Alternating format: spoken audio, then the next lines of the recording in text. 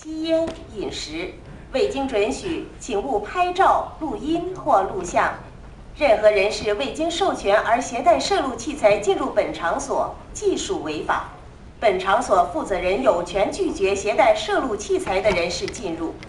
在节目进行期间，请关掉无线电话、传呼机和闹表的响闹装置。谢谢各位合作。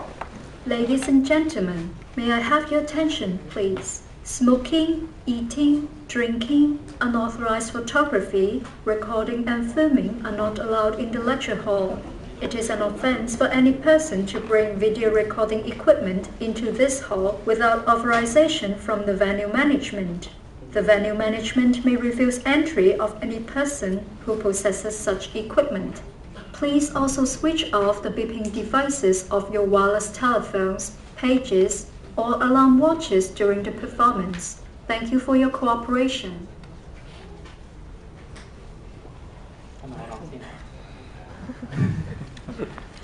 好好多人好多謝大家嚟。我之前冇諗過呢個講座咁多人，因為諗住講相對論啦，好悶啦。大家聽過啦，相對論，邊個未聽過相對論咁樣？估唔到咁多人。首先我介紹我自己先，我係來自星匯點嘅高志祥，咁大家可以嗌我高子。我隔離嗰位星匯點嘅余海峰，咁我哋叫佢 David 嘅。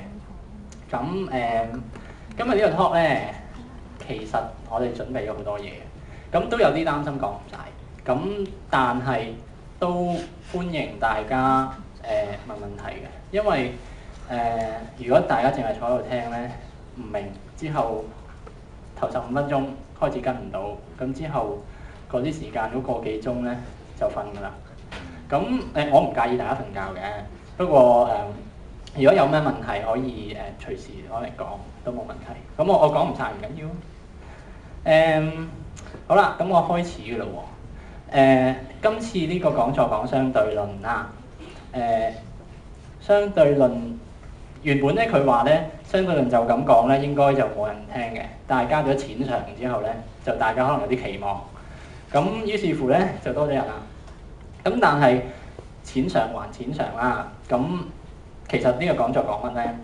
咁我有冇呃咗你入嚟？相對論咁我會講咩咧？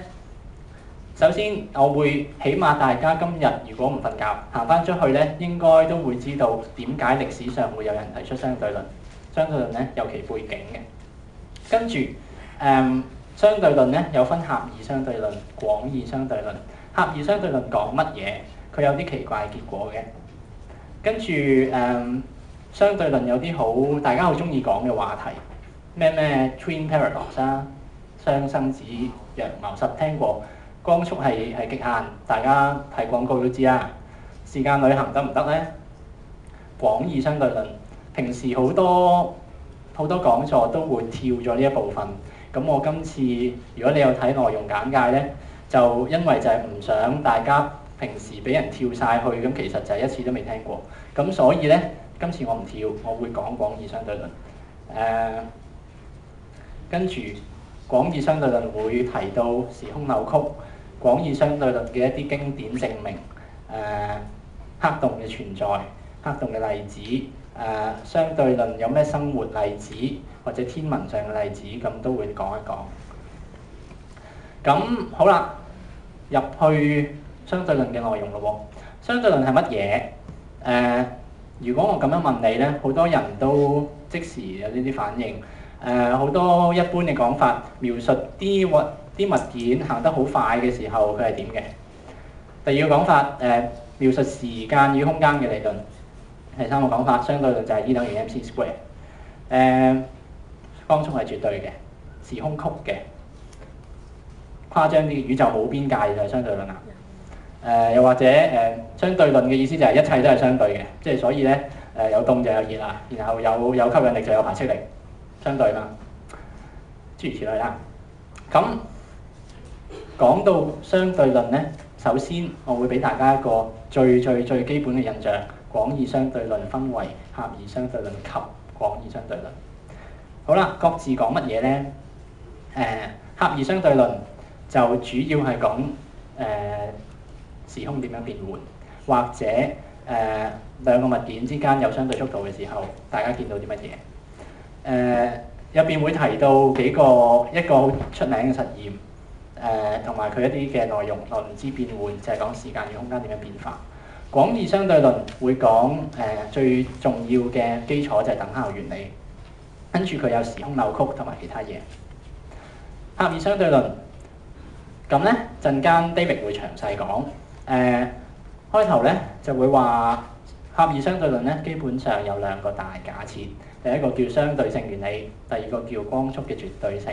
咁咧呢兩個假設咧，會為我哋帶嚟好多好奇怪嘅後果，例如跑得快咧可以抗衰老。咁所以大家如果想青春常駐，可以試下跑快啲。冇物件嘅速度可以快過光，質能可以變換。廣義相對論佢咧主要嘅內容就係話，我哋講嘅重力其實就係扭曲時空。咁所以咧，就算光冇重量都好啦，佢喺彎曲嘅時空入邊咧都會轉彎。咁基本上就係咁啦。咁但係大家如果有聽到頭先嗰啲奇怪嘅後果咧，都會有一個反應就係、其實真係好古怪。點解光行直線會轉彎咧？點解跑得快可以抗衰老咧？咁或者大家可能仲會問一個更加基本嘅問題：呢啲咁嘅咁亂嚟嘅結論，點解會有人講嘅咧？嗱 ，David， 如果我依家同你講，就係、你跑快啲啊，跑得快可以抗衰老，或者冇嘢可以快過光，或者光唔行直線，你會覺得呢個人點啊？有啲傻嘅。啱啦，冇夾過㗎，呢個真係，佢真係覺得我傻嘅。咁好啦，既然你覺得呢個人係傻嘅，咁但係點解到今時今日仲有咁多人會信呢個傻佬講嘅嘢嘅咧？咁即係咪大家太傻太天真先？所以你就信做咩笑啊？OK， 咁好，咁呢個講座將會說服大家點解大家真係需要咁傻咁天真去信呢啲嘢。以前有人講過古書啦，人在舟中，舟行而人不知。咁佢咩意思咧？即係話我企喺架船上面，咁如果架船好均速咁樣行，即係喺個水面度咁樣行，其實我唔知架船行緊。咁呢個係古人一個好常識、好直觀嘅概念。咁我哋會諗呢句説話係咪真嘅咧？咁然後咧，去到比較現代啲嘅物理咧，到牛頓嘅年代啦，佢就話真係唔知嘅。佢嘅力學話俾我哋聽，因為 F 等於 ma。咁跟住咧，呢個就係開始為相對論建立咗基礎啦。咁跟住咧就會提到相對論嘅背景，最重要嘅背景就係來自一個實驗。咁個實驗講咩嘅咧？咁我哋請 David 同我哋講。大家好啦。呢一個實驗咧，係啦，大家都睇到叫 MM 實驗。咁其實佢係由兩個唔同嘅人同一時間或者叫一齊去工作咧，揾到呢個實驗嘅驗證出嚟啦。咁究竟佢講乜嘢嘅咧？係啦，咁頭先都講啦。速度咧其實係相對嘅。咩為之相對咧？就係、你如果喺一架喐緊嘅車上面行嘅話咧，你見到出邊嘅景象咧係喐緊，你係唔會覺得自己係喐。意思即係咩咧？即係話唔係喎，我明明我坐車我揸車，我梗係知自己喐緊㗎啦，係咪先？有啲傻嘅。咁但係如果當我哋撇除架車行駛嘅時候咧，引擎嘅震盪啊，或者啲車轆同埋地下之間摩擦力嘅影響嘅話咧，我哋就其實係唔會知道架車係咪喐緊嘅。我哋唯一可以做嘅嘢咧，就係望出個車窗外邊，係啦，咁見到車隔離嘅風景喺度向後褪，咁我哋就會覺得咧出邊嘅嘢咧，其實係向後喐，我哋冇喐到嘅，係啦。咁當然大家就記住揸緊個軚盤，望住前邊啦。咁咧，所以呢個係講速度係相對嘅。呢一樣嘢咧就唔係愛因斯坦嘅相對論先講俾你聽嘅，即係頭先高姐講咗啦，喺牛頓嘅時代咧已經有呢個概念㗎啦。咁咧，但係牛頓嗰個理論咧就係一樣嘢係可以話係最大嘅失敗啦，或者唔係失敗嘅，係只不過係佢嗰時嘅實驗嘅精確度咧唔係咁高，所以佢就唔會知道愛因斯坦嘅年代佢哋發現到嘅事實。咁呢個邁克爾遜莫雷實驗啦 ，MM 實驗 Michelson-Morley experiment 咧就係喺1887年嗰時做嘅，係啦。咁我講下佢歷史先啦。咁佢歷史係點樣咧？就係呢兩個人兩個 M， 咁咧佢又透過呢個實驗咧，就想知道究竟喺笪地球圍住太陽轉，咁係人都知㗎啦。咁哥白尼時代咧已經知道太陽咧圍住地球轉啦。咁但係太陽圍住地球轉，究竟太陽圍住地球轉得幾快咧？太陽唔係圍住地球轉㗎。我講錯咗，我天真一陣。咁咧地球係圍住太陽轉，係啦，地球圍住太陽轉嘅。咁地球轉得幾快咧？咁我呢度講轉得幾快咧，就唔係相對於個太陽嚟講，佢係想問下究竟相對於個宇宙嚟講，個地球轉得幾快？咁呢個實驗咧，就想測量一樣嘢叫以太風啦。咁咩叫以太咧？我就會講㗎啦，係啦。咁你而家當住佢好似空氣咁樣先啦。咁我哋跑嘅時候咧，就會覺得迎面有啲風吹嚟。咁呢個咧，其實係當時地球上邊可以做到最精密嘅實驗嚟嘅。咁個實驗嘅原理係點樣嘅咧？就係呢度下邊咧有個台啦，咁上邊你一個台，咁中間夾住啲乜嘢咧？就夾住水銀嘅，係啦。咁水銀上邊咧，嗰個台上邊咧就有幾塊鏡，有兩塊鏡，兩塊鏡呢兩塊鏡咧係互相垂直嘅，意思即係話佢哋兩個係成90度。咁中間仲有一塊，另外一塊鏡咧，呢塊係半透明嘅鏡啦，咁係45度咁擺，咁就係令到由呢一度射出嚟嘅光線咧1分為2，咁啲光線由呢度由呢一度射出嚟，係啦，咁咧因為佢半透明啊嘛，咁所以咧就有一部分嘅光咧就反射過嚟呢邊，有一部分嘅光咧就直穿過去，係啦，咁去到呢兩塊鏡咧，呢兩塊鏡就係全反射㗎啦，咁所以咧就反翻晒過嚟，咁咧兩塊鏡因為呢度又係半透明㗎嘛，咁所以咧直穿反射，咁就去到呢一個 detector， 即係我哋人嘅眼睛嗰度睇啦。咁咧我哋就會知道，如果有讀過physics 中5都應該會識㗎啦，物理咧，咁就知道呢個係有一樣特性係波動嘅特性咧，就係干涉 interference。咁你就會見到一黑一白咁樣喺度，係啦。呢個實驗嘅設計就係咁樣啦。咁究竟點解可以用嚟度到地球嘅速度咧？咁咧可以睇下呢幅圖，呢幅圖睇唔明都唔緊要嘅。總之就係話俾你聽咧，頭先嗰兩塊鏡就係呢塊同埋呢塊，睇下實線嚇實線。咁咧呢塊就係打斜一塊鏡啦。咁地球或者講成個實驗儀器咧，就喺水平嘅方向喐，呢一邊係垂直嘅，係啦。咁呢個就係頭先嘅電筒啦，可能係發射一啲光，呢個光源發射啲光出嚟。咁嘅光係 wave 嚟㗎啦，係波動嚟嘅。咁一個反射，一個直穿咗過去，跟住再合翻埋一齊，係啦。咁如果呢個實驗係靜止嘅時候，佢哋當時嘅呢兩個 M 咧就諗啦，如果地球係靜止嘅時候咧，呢兩個距離因為係設計到係一樣距離嘅，即係一樣長度嘅，咁所以咧啲光因為同一束光嚟㗎嘛，一分為2嘅話咧，佢哋所需來回嘅時間咧應該係一樣嘅。咁即係話呢兩束光咧應該會 exactly 咁樣搭翻埋一齊，係啦，好似冇分過咁樣。咁但係如果呢個實驗裝置係喐緊嘅時候，咁點算咧？咁就會見到咧光咧其實係沿住虛線嚟行，因為成個實驗裝置喐咗啦嘛。咁所以如果佢要反射嘅話咧，光就一定行呢一條線咁落翻嚟。咁而且咧穿舉過去呢束光咧，都應該係行一條唔同長度嘅距離啦。因為成個實驗裝置都褪後咗。咁去到翻嚟組合埋一齊嘅時候咧，就應該唔會係搭得翻埋啦。咁佢哋就係想度呢一個究竟差幾多咧？呢一個小小嘅距離，咁就可以從而計到地球嘅速度啦。咁條公式就係咁啦，唔多講啦。可以講下嘅呢個咧呢個係佢哋兩個 wave 兩個波，佢哋唔同 phase。X 咧就係佢哋呢兩個波喺唔同嘅距離、唔同嘅位置搭翻埋一齊。咁 delta 咧就係佢哋嘅相差啦，佢哋相差幾多？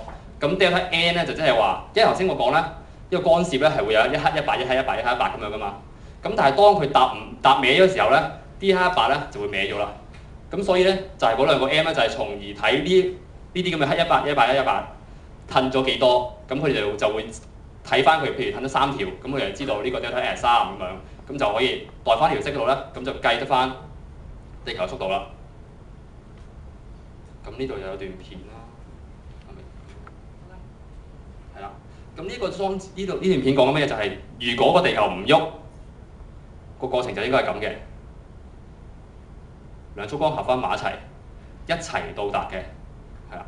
為咗方便咧，佢就將一個波動咧變成一個粒子咁樣當睇，就睇多次都可以寫出去1分為2，因為兩個距離係一樣嘅，咁所以咧佢哋所需來回嘅時間咧都一定一樣。翻嚟嘅時候就同時啦。咁但係地球係圍住太陽轉噶嘛，冇講錯啊。今次冇。地球圍住太陽轉嘅，係啦。咁所以地球一定係喐緊嘅。咁喐緊會點樣咧？就好唔同啦。成個實驗裝置咧跟住地球一齊喐。咁束光射出去之後咧就1分為2啦。但係佢哋今次行嘅路線咧，垂直呢一束光行嘅路線咧就唔同咯喎。咁你見到係佢快少少啦，跟住隔咗一段時間啦，第2束光先至翻到去。咁呢度個分別咧就喺度嚟啦。咁呢個電話點樣去控制啲雜聲？咁呢個陣間可以討論下嘅，係啦。咁但係呢個咧，呢個實驗嘅最主要原意就係想睇翻究竟嗰個干涉嘅圖案咧褪咗幾個位。咁個結果係點咧？結果就發現咧係測量唔到地球嘅絕對速度嘅。咁即係換句話嚟講咧，呢個實驗係失敗嘅。講咁多嘢原來係失敗嘅，冇用嘅。咁咧呢個，但係佢哋就好疑惑啦。但係因為呢個實驗裝置當時嚟講咧係最先進嘅實驗裝置嚟嘅。頭先我講佢話用水銀，佢用水銀點解用水銀咧？點解唔就咁擺喺度擺張台就度咧？因為張台喺我哋行嘅時候，有人行入嚟啊，或者有人可能大聲講嘢少少咧，有少少空氣嘅擾動啊，都已經可以影響個實驗裝置好多㗎啦。因為光速實在太快，咁所以咧佢就要擺喺水銀上邊，咁就去抵消晒呢啲咁嘅效應。咁但係咧就發覺測量唔到嗰兩束光有唔同回程嘅時間喎。咁即係話咧地球喐同埋地球唔喐咧，佢哋嗰兩束光嘅干涉圖案咧係一樣嘅喎。咁佢覺得好奇怪，點解咧？有幾個原因啦。第一原因可能係實驗可能有誤差，實驗有誤差。咁但係呢個實驗冇正確㗎啦。咁如果再有誤差，即係話佢當時嘅技術係冇人做到。第二就係可能光學嘅理論有誤啦。光學嘅理論咧，一開始嘅時候我哋好早之前就已經有㗎啦，就係牛頓嘅時候佢貢獻咗好多啦。咁到後期咧就Maxwell 麥克斯韋咧就用佢嘅電磁理論咧，將電磁學同埋光學咧連埋一齊。咁因為 Maxwell 嘅時候只不過係19世紀，咁但係牛頓嘅時候咧係17世紀。咁牛頓嘅理論建立咗幾百年，但係 Maxwell 嘅只不過係幾十年啫。咁好自然，如果俾你揀，你哋會揀邊個錯啊？梗係後生嗰個啦，後生嗰個錯。食鹽多過你食米嘛。咁梗係啦。但係事實係咪咁咧？陣間我哋會見到啦。咁咧，如果個實驗係冇誤差嘅，實驗係啱嘅話咧，咁我哋就必須要接受呢個事實，就係光無論喺邊一個方向度睇，由邊一個人嚟睇都好啦，光速都係一樣嘅。咁換句話嚟講咧，我哋就對時間同空間嘅理解咧唔足夠啦。點解咧？咁我哋就會進入到相對論嘅主題啦。相對論咁講翻頭先嘅以太啦，咩係以太咧？以太就係呢啲好似啫喱咁嘅嘢。咁當時嘅科學家咧就提出咗以太嘅假説，就話佢哋聲稱咧呢個世界咧呢個宇宙咧入邊係有好無處不在嘅呢種物質，叫以太 （Ida）。係啦，讀 Chem 嗰啲就唔好混淆咗另一種化學物質，同化學物質名一樣嘅。但係咧呢種嘢物質咧就更加奇怪，因為佢哋係充斥住喺呢個宇宙嘅每一個角落。佢哋係作為光嘅傳播介質。咩叫傳播介質啊？光係波嚟㗎嘛。咁大家睇水波都知啦，抌個石頭落水入邊咧，有啲波出咗嚟。點解啲波可以擴散開去啊？就係因為有傳播嘅介質。傳播嘅介質係咩啊？就係水啦。水波就係水，光波咧就係液態。咁咧，而且佢哋聲稱呢一啲液態嘅特性咧，一定係彈性係極強嘅，係極之強。點解啊？因為光嘅頻率咧，知唔知大約幾多咧？光嘅頻率啊，幾多得嘅喎？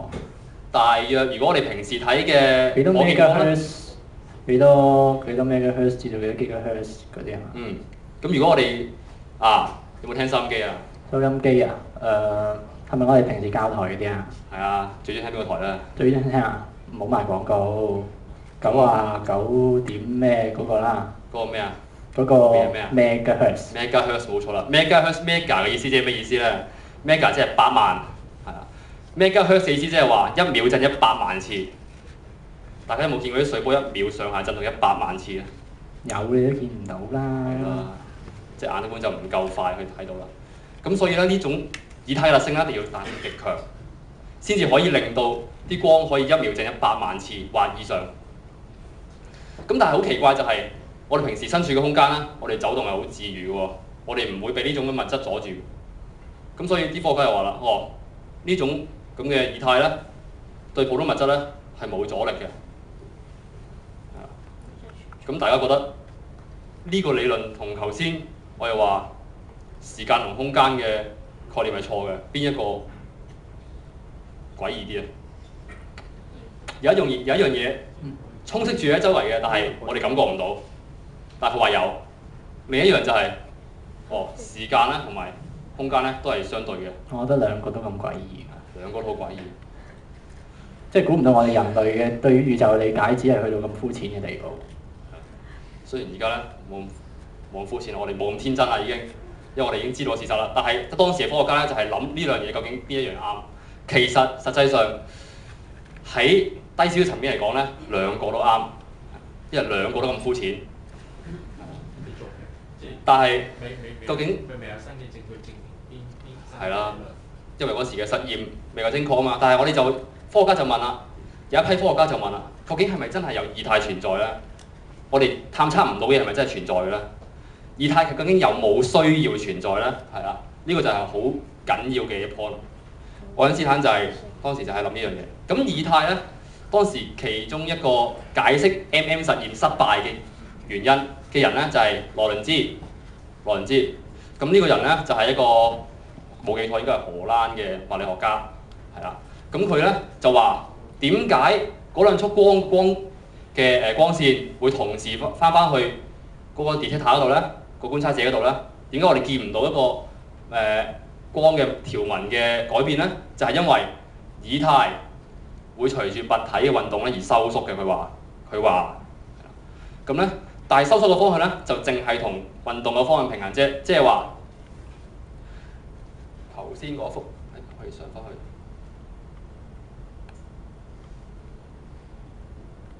呢度係啦，咁咧見到呢一束光一分為二之後咧，水平呢一束光咧係慢過垂直呢一束光翻嚟嘅。咁因為點解啊？佢行得多啲路咯，佢行多啲路咪翻得耐啲咯，翻得慢啲咯。但係呢個羅倫茲就話啦，要解釋點解佢哋兩做唔到呢個實驗嘅結果咧？點解冇分別咧？就係一定要水平方向咧嘅空間收縮咗。佢當時唔係講空間啦，佢當時係講液態呢種啫喱收縮咗。咁所以光行嘅距離都少咗。咁所以佢就追得上，追得翻垂直嗰束光，而且一齊翻嚟啦。咁但係愛因斯坦當時咧，其實佢係唔知呢個實驗結果嘅，佢係憑自己嘅想像力咧就諗咗出嚟啦。咁佢當時就不斷咁諗一個問題，個問題係乜嘢咧？就係話究竟當我同一束光行得一樣快嘅時候，我會見到啲乜嘢咧？你覺得你會見到啲乜嘢咧？見到啲光停咗啦，最基本嘅諗法一定係咁啊，係咯，係咪？我同你一齊速度行，我見到你停咗㗎。係咯。但係光喎，光你要靠光先睇到嘢喎。如果光唔行得快過你入你隻眼睛入邊，你點睇到嘢？即係我睇唔到嘢，盲咗。係啊，究竟會唔會係咁奇怪嘅咧？究竟你係咪行光行得一樣快嘅時候咧，咁你就睇唔到嘢咧？咁佢就不斷諗呢個問題。咁到最終咧，佢諗咗解釋啦。咁佢就提出咗1905年提出咗好著名嘅狹義相對論。咁呢個一個理論咧，一定會有一啲所謂嘅 assumption 或者叫 postulate 嘅，即係話假説係啊。咁一定要提出一啲假設，跟住我哋就用呢啲假設咧去建立一個理論，跟住就最後咧就用實驗嚟支持呢個理論究竟係啱定係錯嘅。咁我先就覺得咧，如果要符合到狹義相對論嘅呢兩個假設，第一個就係所有嘅物理定律喺所有嘅慣性系統不變。咩叫慣性系統咧？我陣間會講噶啦。但係總之就係可以想像就係一個物理定律咧，喺任何時候都係一樣嘅。即係話你企喺平地上邊跳起，你會垂直跌翻落嚟。你係啦，就好似咁。你企喺一架火車上邊，喂冇喎喂！你如果個火車係均速咁行緊嘅話，你垂直跳起會點啊？會唔會撞到你隔離嗰個咧？隔離有個靚女喺度。唉，蝕咗。我試咗啊，係啊。咁咧會唔會咁樣咧？大家有冇試過啊？小朋友有冇試過啊？試完應該會俾人鬧㗎。係啊，下次可以試下啦。當架火車啊，唔好啱開車嗰時跳喎。當佢行到站與站中間嘅時候，你就可以試下企起身，突然企起身，跟住跳。你睇下會唔會飛咗去架火車後邊咧？呢一個我哋知道係唔會嘅，因為我好曳試過咁做。我發覺係唔會嘅，咪定係一樣嘅。即係喺無時無刻做任何嘅嘢咧，只要我係均速咁做緊，只要個系統係均速咁喐緊嘅話，架車係平均速度咁喐緊嘅話咧，我都唔會覺得有咩唔同嘅。咁第二就係光速係恒定嘅，即係光速永遠都係 c 就係一個3乘10嘅8次方個 meter per second 啦，即係每秒30萬公里，永遠都係唔會變。咁佢發覺咧，要接受呢一個狹義相對論嘅話咧，佢就一定要拋棄咗原本我哋相信嗰個理論，就係我哋信咗幾百年嗰個牛頓嘅運動定律啦。咁所以如果俾牛頓喺上面見到嘅話咧，佢唔知會嬲定開心啦。有人幫佢改理論，可能會開心。唔知啦。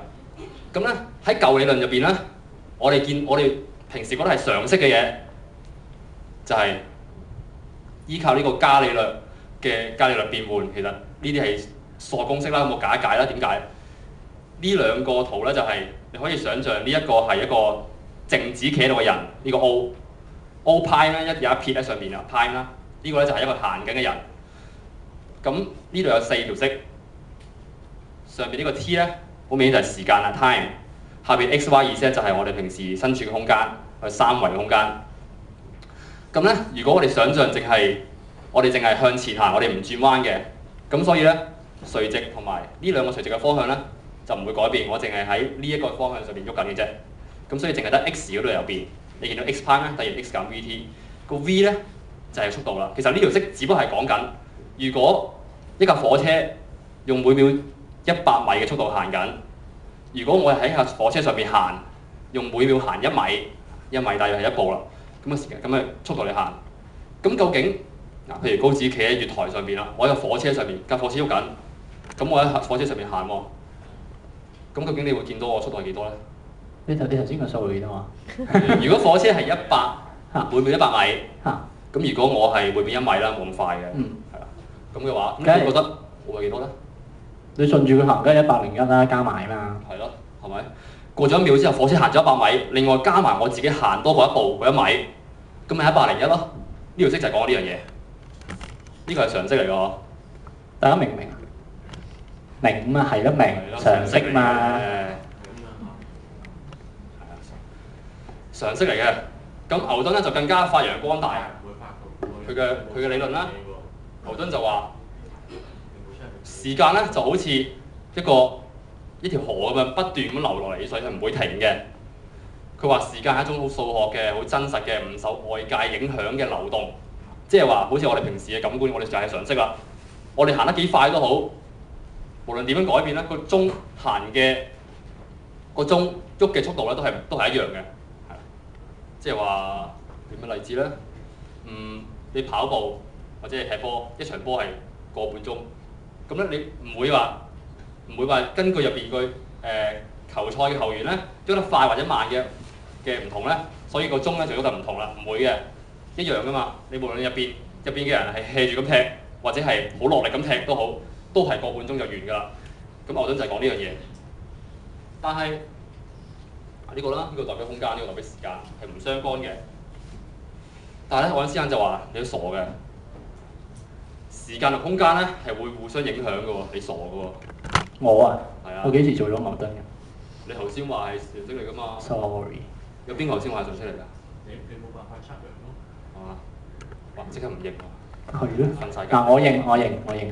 嗱，我頭先我講101嘅。係啊。常識，但係你冇辦法測量㗎嘛。咁咧？幾時認啫？係啊。咁咧，因為咧，對於所有嘅，愛因斯坦就話啦，對於所有嘅觀察者嚟講咧，光速都應該係一樣快。你不如講。所以咧，以太就係。所以以太咧就係一個，呢啲我陣間會講㗎啦，係啊。或者可以陣間可以大家討論下啦。咁咧，對於所有唔同嘅觀察者嚟講咧，光速都係一樣咁快嘅。咁所以佢覺得以太係一個多餘嘅理論。點解咧？啊，係啦，講緊常識同埋唔係常識嘅分別。咁愛因斯坦嘅相對論咧就好緊要，有一個提出嘅原理咧就係相對性原理。咁佢就話啦，一個慣性坐標，慣性意思即係我哋平時用平均嘅速度嚟行，即係話如果平時我哋如果踢個波碌出去咧，佢會停嘅。點解佢會停啊？係因為有空氣阻力。如果我哋想像冇空氣阻力嘅時候咧，個波係應該永遠咁樣向前碌嘅，因為佢有慣性。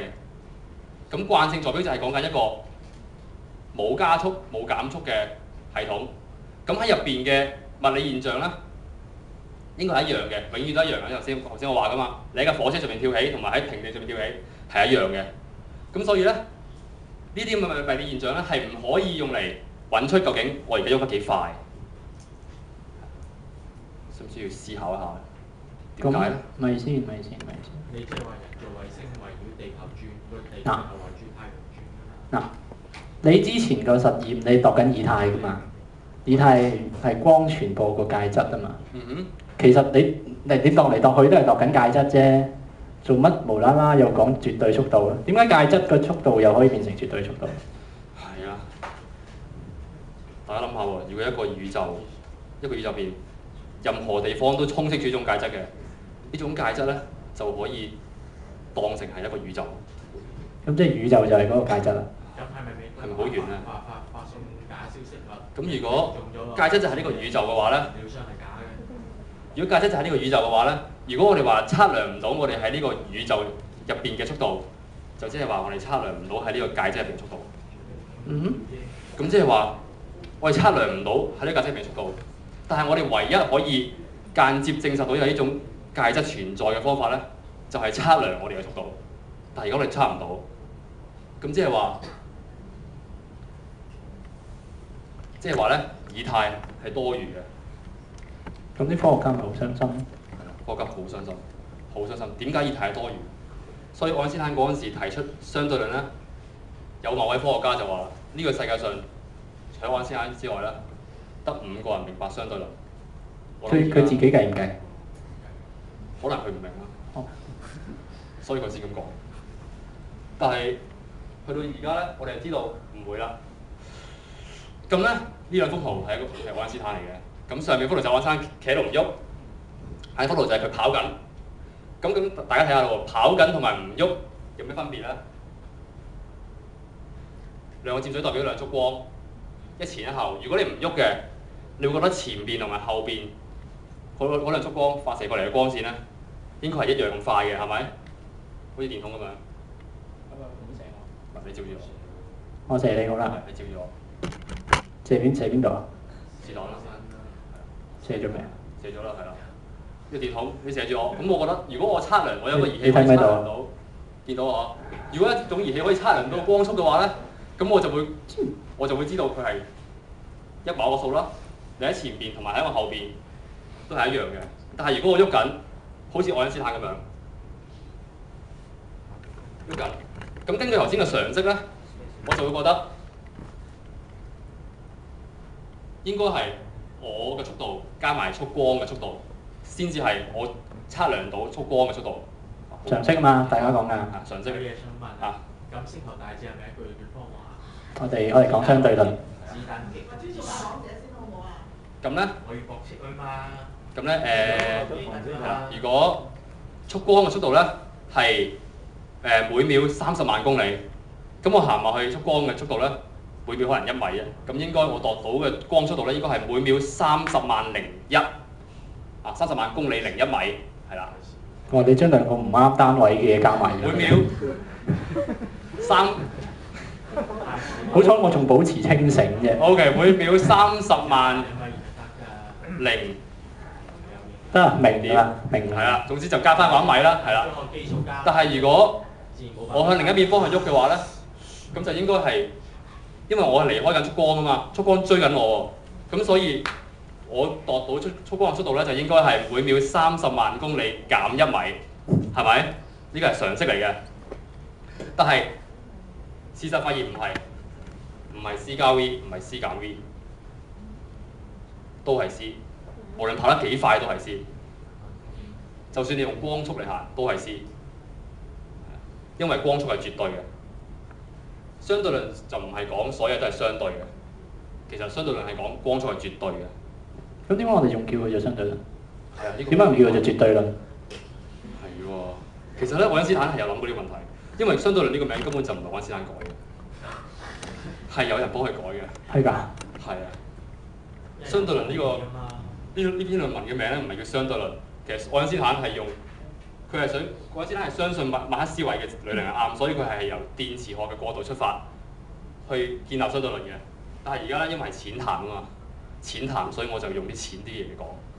咁點解？因為深啲我都唔識。會有雜音、電視，會有鬼影嘅。咁咧，你去當我白痴啊！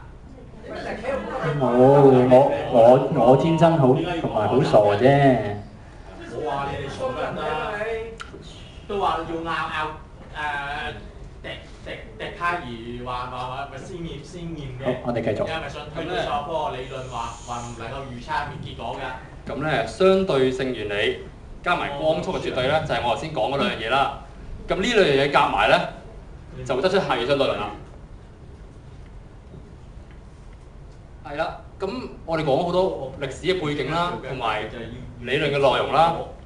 咁大家去到而家呢一刻，其實究竟明唔明咩叫相對論？明唔明咩叫合？我覺得唔明。你混淆都好緊要。我只不過係咁不斷咁樣話俾你聽，你嘅常識係錯嘅，你平時諗嘅嘢係錯嘅。咁會點啊？咁如果我嘅常識錯晒，咁跟住會發生咩事？跟住發生咩事？跟住嘅事咧？你想話民主會贏到科學嘛？但係我會話俾你聽科學嘅。咁有幾恐怖咧？多謝。咁樣拗法。我哋係啊，我哋又有羅倫茲啊！又係羅倫茲啦。咁我哋好似羅倫茲咁天真下。一座建築物係金字塔倒轉嘅。多謝你。係啦，咁咧，羅倫茲嘅收縮就會係頭先我哋所有嘅常識錯晒嘅結果啦。咩叫羅倫茲收縮咧？其實就係講緊以太喺度收縮，但係今次我哋係用一個冇以太種物質嘅角度嚟睇呢種收縮。即係點樣冇以太，但係個以太收縮咗？冇以太，個以太當然冇收縮到啦，因為冇啊嘛。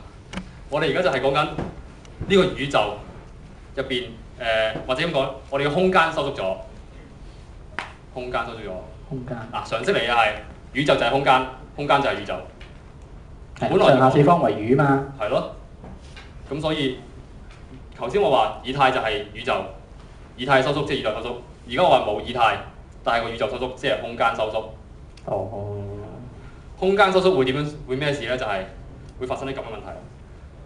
如果你打波嘅時候，你將個波頂太快，咁咧，如果你係傳波嘅話咧，就唔好啦，因為接唔到嘅，太細啦。大家見到咧，如果佢越行越快嘅話咧，個波咧就會扁咗，而且佢向邊個方向扁㗎？係向住個波運動嘅方向扁，即係水平方向收縮喎。係咪好似似曾相識啊？係咪佢之前講過嘅咩？沿住運動方向嗰個收縮嘛。冇錯啦，啊，今次聰明。所以咧，今次先聰明。所以咧就俾個名佢叫羅倫茲收縮啦，就係、因為羅倫茲嗰時咧用一個錯誤嘅概念去導出咗呢個正確嘅公式，所以就俾個名佢安慰下佢啦。雖然係錯嘅，係啦。咁咧亦都有人會就咁講叫 length contraction 長度收縮，咁呢個名好悶啦，所以就不如叫羅倫茲收縮啦。咁呢幅圖其實係一個好簡化去導出呢一條公式嘅一幅圖啦。咁咧其實就係講緊頭先個 MM 實驗水平方向做緊啲咩事啦。係啦，咁 c 係光速呢啲其實可以飛啦，係嘛？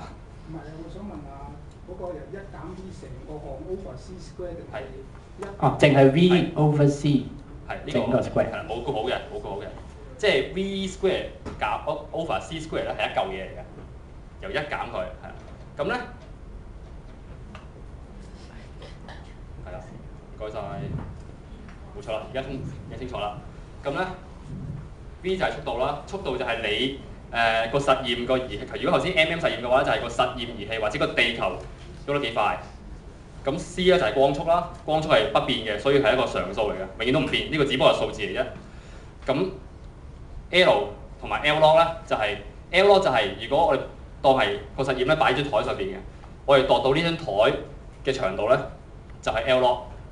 咁但係如果個實驗儀器相對於我嚟講喐緊嘅話咧，因為根據愛因斯坦嘅理論咧，光速不變，咁所以空間要收縮，咁所以咧個長度就應該改變啦。咁個長度我如果張台喐緊，我企喺度唔喐，我度到張台嘅長度係幾多咧？就會唔係 L log 啦，係 L 啦。咁 L 咧就係見到係 L log 乘咗一個，乘咗一個成個因子啦。咁呢因子就會令到呢個 L log 咧細咗。咁可以睇下呢段片啦，係講緊呢一回事，係講緊。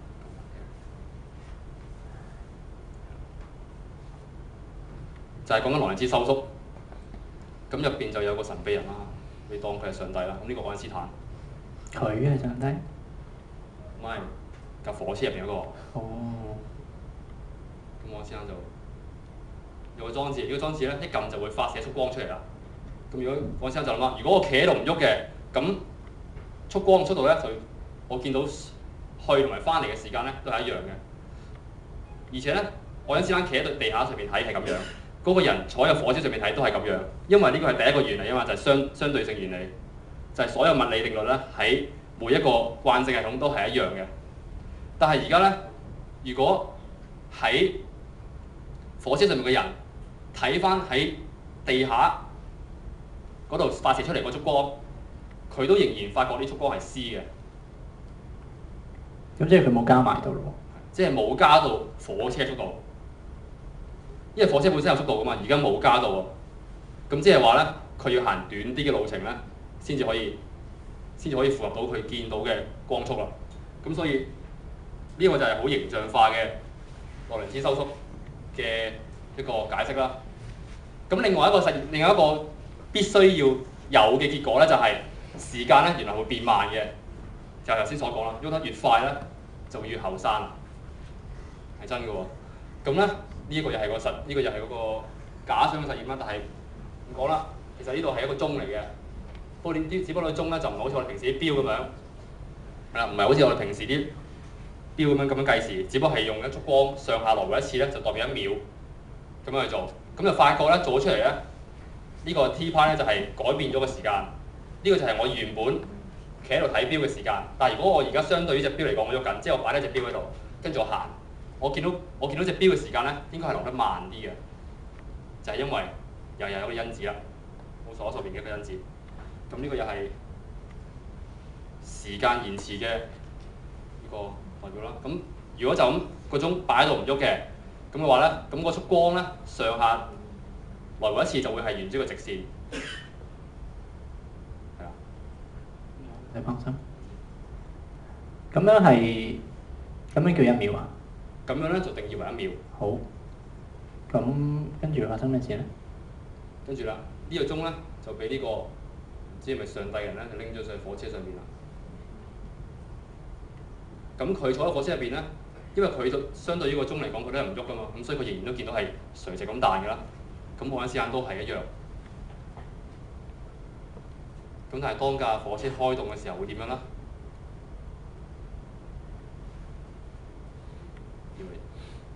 我哋開車啦，開車啦，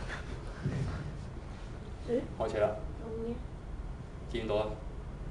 而家點解會見到 W 一個9R 形狀咧？而家呢個角度咧就喺愛因斯坦角度嚟睇，我哋企喺地下上面嚟睇，見到架火車上邊嗰個鐘行嘅路徑咧，應該係9R嘅。因為相對於個火車入邊嘅人嚟講咧，個速光唔可以走咗去噶嘛，佢永遠都喺入邊彈嚟彈去噶嘛，係嘛？但係個火車向前喐嘅喎，咁所以個速光一定要沿住鋸齒嘅形狀而行，但係仍然都係1秒喎。但係佢行多咗路喎喺上邊，咁所以我哋會見到，對於我嚟講咧，佢咪行少咗時間，得唔得？得唔得？兩個都睇到光速，兩個都係1秒，但係對於愛因斯坦嚟講咧，上邊嗰個人經過嘅時間就唔係1秒啦。即係話我嘅1秒唔係你嘅1秒。冇錯。咁咪就係 time dilation。係啦，因為速度就係你每秒行幾多距離啊嘛。咁上邊嘅人嘅距離行多咗喎，個速光行多距離喎，行多距離喎。咁即係話你嘅時間就係距離除以嘅速度，距離多咗，即係時間咧亦都多咗。即係話佢用多咗時間使啊，即係佢時間落得慢啲咯。即係你可以想像佢1秒膨脹咗啦。得唔得？係咪開始苦惱？係啊，好苦惱定係開始眼瞓？兩樣都係啦。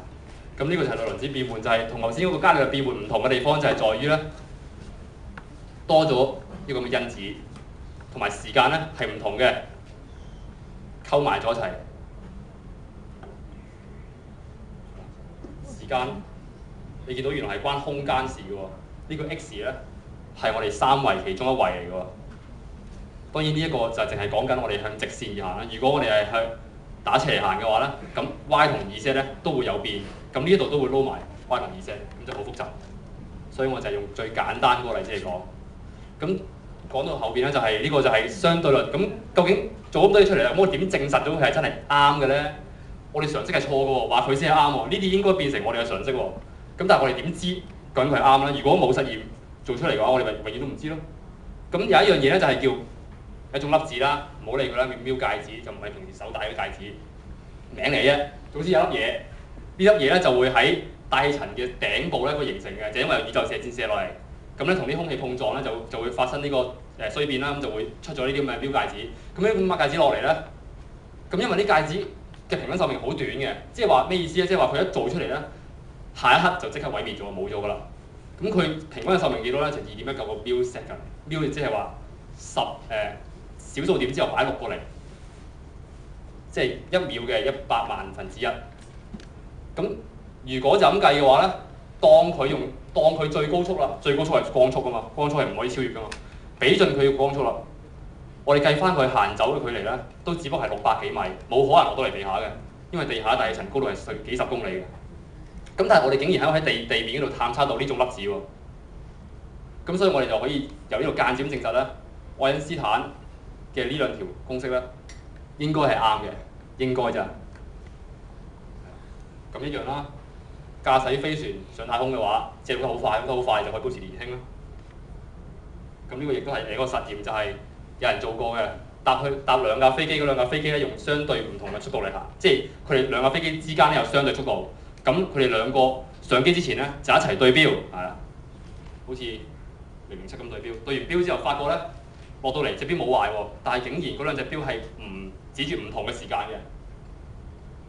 咁計翻時間嘅分別咧，亦都符合呢條公式。係啦，咁呢啲內容係啊，好為之興奮，係咪好興奮？完全唔興奮，講好悶。但係咧，其實係有啲好驚人嘅內容嘅，信我啦。咁呢個最驚人就係呢個啦，雙生子嘅悖論，係啦，或者叫陽謀，係啦，即係咩意思？即係話自相矛盾嘅。你諗到一個情況出嚟，呢個情況推論落去咧，到結果咧，竟然同你本身嘅假設咧係矛盾嘅。點解咧？咁呢度就話啦，有兩兄弟啱一出世啦，一個後生啲，一個可能爭2秒，但係當佢係一樣時間出世啦。咁佢一個咧就留喺地球，一個就一個就上太空船。太空船係用3/4咁多光速嚟行，飛走咗。咁啊97年嗰時，咁就話啦，當太空船上邊嘅人嗰個兄弟咧，過咗40年啦，翻到嚟地球咧，佢竟然發覺佢個孖生兄弟咧已經過咗60年，即係佢60歲，即係佢個兄弟60歲，佢自己搭住飛船嗰個咧就40歲啫。一對孖生兄弟竟然，如果佢40歲嘅，因為97年出世啊嘛，唔係2057啊？呢個2057咯，呢個2037咯。哦，37嚟㗎。係啊，係啊，好啱喎。啱。OK，啱冇錯。我冇天真。咁咧，當佢翻嚟嘅時候咧，佢竟然發覺佢孖生兄弟老過佢喎。點解咧？咁你話，咁為咗我之後嘅講解咧係清楚咧，咁我就唔再講話邊個老啲，邊個後生啲，俾個名佢。一個叫小明，一個叫小明嘅細佬。咁竟然咧細佬咧老過阿哥喎，係咪好奇怪先？呢個都未夠奇怪。頭先咪講咗咯，時間會延遲咗噶嘛，即係話你喐得快啲，你就行得慢啲。咁當然啦，你飛上太空，你搭上太空船4/3咁快光速嚟行，你梗係老得慢啲啦，仲要老得慢得好多添，冇問題啊。咁但係睇下呢度啦，因為根據愛因斯坦嘅假設咧，相對性原理就係速度係相對嘅。你搭架太空船上去，即係太空船用 v 咁多速嚟行，亦都可以調轉用另一個角度嚟睇，就係架太空船冇喐到，個地球用負 v 負即係相反方向啦，即係喺另一邊用相同嘅速度嚟行。咁即係話喺呢個 case 入邊咧，喐嗰個唔係小明啊，係小明個細佬喎。即係話小明個細佬應該老過小明喎。點解嘅？你知唔知點解？點解嘅？究竟邊個老啲啊？邊個老啲啊？係咪即係愛因斯坦錯啊？根本就應該一樣嘅。應該一樣㗎，大家都可以話自己喐㗎嘛。係咯，應該 cancel 咗㗎嘛。我喐我就老得慢啊！大家都話自己喐，大家都慢。係咯，大家一齊慢，咁兩齊一樣咯。咁唔得㗎，點可以大家一齊慢嘅啫？大家一齊慢。梗係一個快一個慢㗎。係喎，如果大家一齊慢嘅話咧，頭先嗰條公式咧就錯咯喎。呢度話唔係喎，一個慢過另一個。點解咧？係又有翻圖啊，又係小明同細佬啦。咁小明同細佬咧，今次就唔係 BB 仔，因為 BB 仔唔識揸太空船啊嘛。咁所以老啲係啦，生埋須㗎啦，咁先至識揸太空船。咁咧小明就走啦，佢細佬咧就喺地球上面等佢。咁小明就咁飛走咗咯喎。咁飛咗都冇問題咯。好啦，小明飛完之後咧，翻嚟啦。小明個細佬已經好老啦。咁小明究竟會幾老咧？會唔會係一樣咧？有邊個認為係一樣啊？唔敢認為，因為我講緊相對論。如果我講緊牛頓，咁就認為係一樣。實際上咧，係小明後生啲嘅，真正係搭咗火箭上去嗰個孖生兄弟，即係小明咧，會係老得慢啲。點解咧？明明佢走可以當佢唔喐，地球走噶嘛，但係竟然發覺唔係喎。原因就係因為佢兩個點啊？火箭快過地球。火箭快過地球，個火箭幾快，地球咪幾快咯？係啊，唔啱。不過好有嘗試係啦。其實係因為火箭飛出去，咁點樣翻到嚟啊？係咪要轉彎啊？火箭要轉彎先翻到嚟㗎嘛，係咪？你向住右行，你唔會喺左邊出翻。咁即係話佢有某個情況咧，佢一定火箭一定要嗰度走咯，跟住咧停低 U-turn 翻嚟，係啊。哦，你有 U-turn，我睇到你有 U-turn。係喎，有咩問題啊？你死啊你！我睇到你有 U-turn。點解啊？我攞 U 啊！我冇 U-turn，所以一定係你喐。係啦，冇錯啦，因為佢哋兩個小明同小明嘅細路咧，佢哋兩個嗰個過程咧係唔等同嘅。佢哋兩個過程係非對稱嘅，即係話一定係我喐，因為我有 U-turn。記唔記得？大家俾我誤導咗啦。頭先咧，我一開始講愛因斯坦嘅相對論咧，有兩大假設。第一個假設入邊，我就成日淨係話物理定律係一樣嘅。一樣，大家就一樣，到落冇事啦。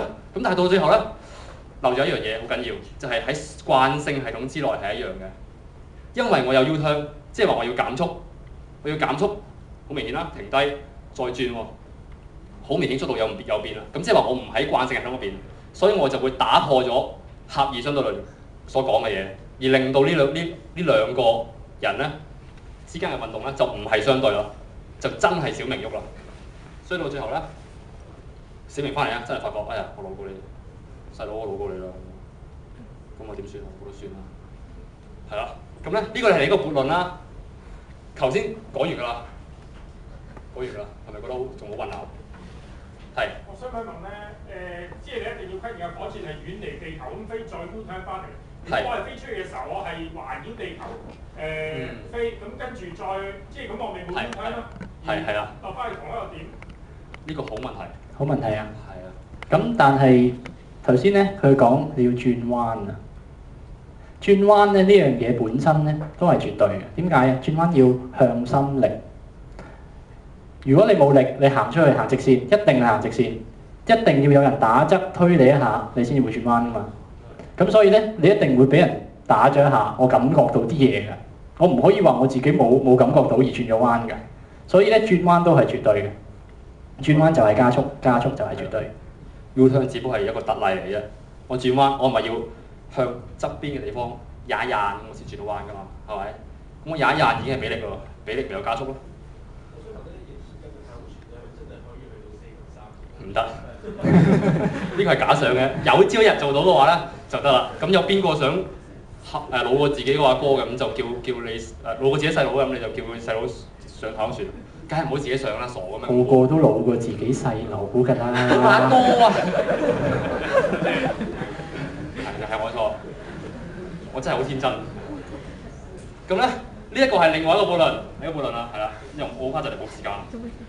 係啊，你唔好留翻半個鐘俾我講廣義相對論啊！係啦，咁呢個咧就係話，因為咧頭先我講另一種嘅延遲咧，就係除咗時間延遲之外咧，個長度都會收縮嘅喎。長度收縮嘅話咧，咁就有問題啦。咁咧好快咁講啦，呢個係間屋。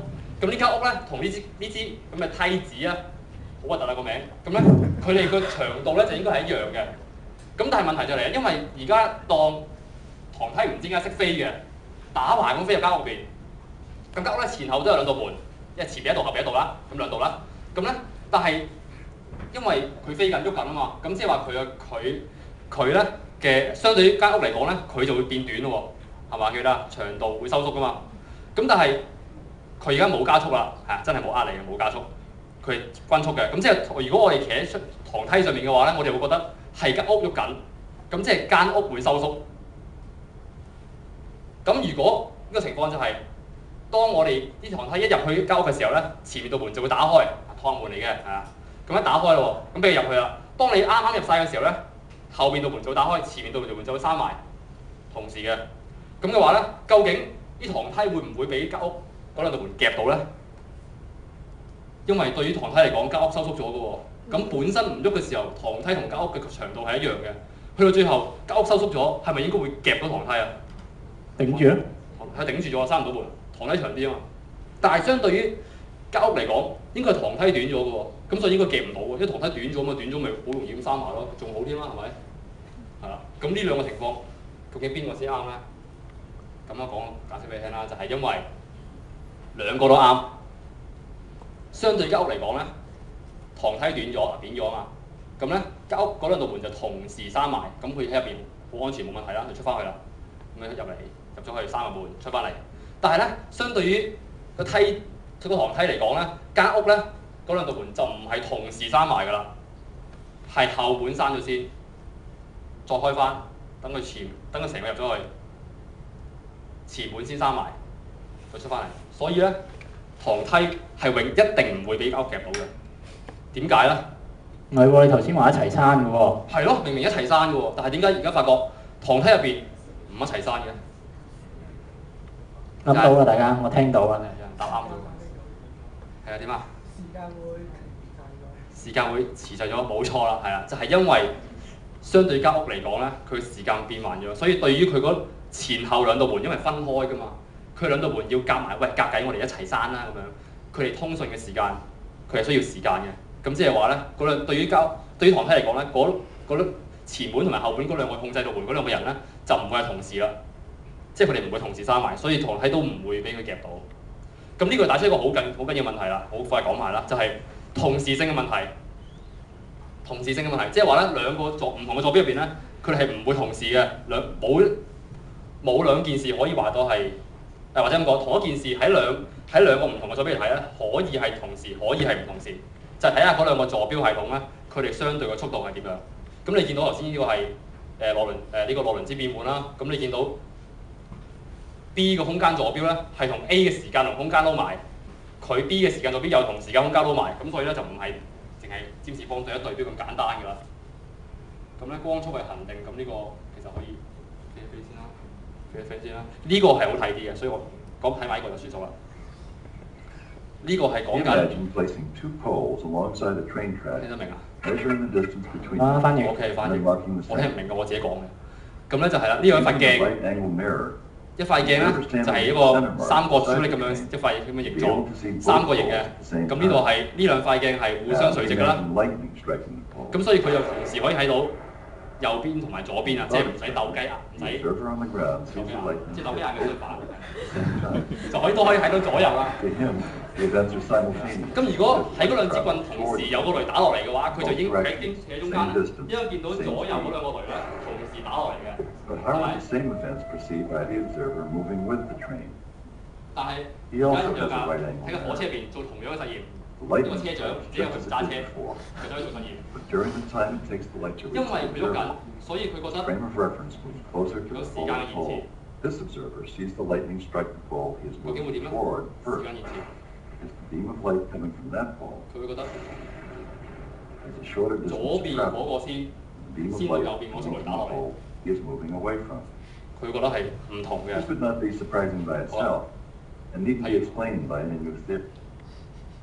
冇意思啦，係啦，就睇完啦。因為時間延遲咯，所以嗰兩束雷咧唔係同時打落嚟嘅。好啦，講相對論唔可以唔講嘅就係呢一樣嘢。呢樣係乜嘢啊？呢個咩嚟㗎？蘋果定番茄？相對嘅啫。都係啱。蘋果嚟嘅，係啊，蘋果。哇！呢個係蘋果。拍波。蘋果嚟嘅。呢條咩公式啊？冇錯啊，冇人唔識啊呢個。係咯，小學都有教啦。係啦。冇。呢啲 MC square。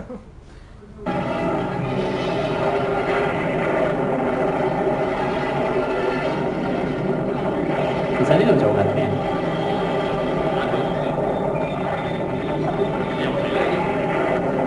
個標題係咗你添。一眨眼，所以就唔晒。係啊，冇日本係。其實講緊原子彈，係啊，講咁多嘢就講原子彈啫。點解依哋 MC square 同原子彈有關啊？應該好多人都識嘅，又係小學有教㗎嘛。冇。有嘅，幼稚園。咁咧，依啲 MC square 講乜嘢咧 ？E 係能量 energy，M 咧就係 mass 質量，即係一樣嘢幾重啊，講得唔好就係幾重啦。C 咧就係光速，咁一個常數當佢一個 number 啦。咁咧就係講緊質量同能量咧係可以變換嘅，而且佢哋變換嘅比例咧就係 C square。咁如果我用一個蘋果嚟做一個描述啦，蘋果有冇人知打幾重啊？咪寫咗咯。寫咗啦，係啊，唔講啦，100 gram 啦，係啊，100 gram 咁重。光速咧就每秒3萬公里喎，咁所以代落去條公式入邊一計啦，計個能量咧係9之後跟15個零咁多焦耳，咁大家都唔會知道究竟有幾多啦，究竟焦耳多咧？呢度係講緊有9000萬個1億焦耳咯，我都唔知點講啦。大約就係160個喺日本廣島嘅投落嚟嘅原子彈嘅大小，即係意思即係咩？即係將呢個蘋果所有嘅質量完全變晒做能量。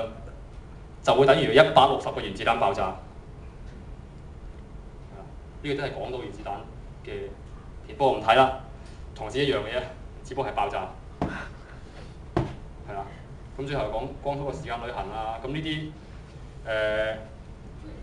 光速咧每秒可以環繞地球7個半圈嘅，咁佢係絕對嘅，而且佢係最快極限，冇得變，冇得可以再快㗎啦。因為咧係啦，呢個咧時光機。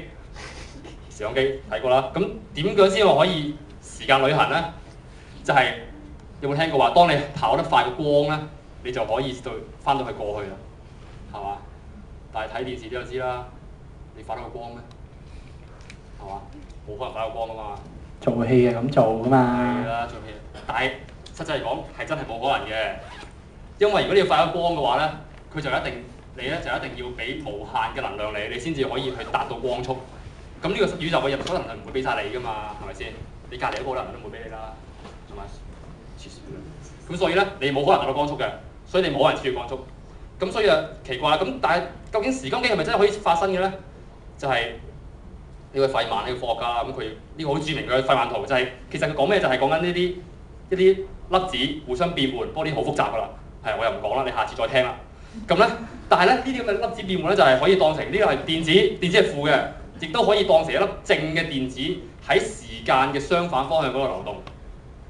即係換句話講，如果你一個人係好似細到好似粒電子咁嘅話咧，你就可以翻去過去啦。但係實際上係咪真係可以叮當咁樣做喺櫃桶入邊做個咁大嘅時光機出嚟咧？就唔知啦。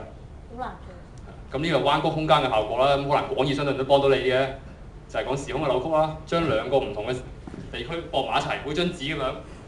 問下張紙兩點之間最近嘅距離點畫啊？如果呢度一點，呢個點？直線啦，梗係。咪直線啊？梗係唔係直線啦？點解？接埋咯。哇，咁都得啊？接埋就係最快啦。你所以咪接埋咯，將個宇宙接埋啦，所以咪接埋咯。嗱，所以我一 part 講完啦，而家俾高士講啦。其實我啱啱開始講。你好啊，你剩翻半個鐘俾我講廣義相對論，我睇下大家點聽。我得半個鐘頭點算咧？嗱，唔緊要啦，我諗住 open one 定咁多啦。如果大家趕時間嘅，走唔緊要嘅。咁我睇下講唔講得晒。不過喺講廣義相對論之前，想同大家玩個遊戲。點玩咧？大家試下喺個心入邊嘗試喐動你個口，連續講10次廣義相對論。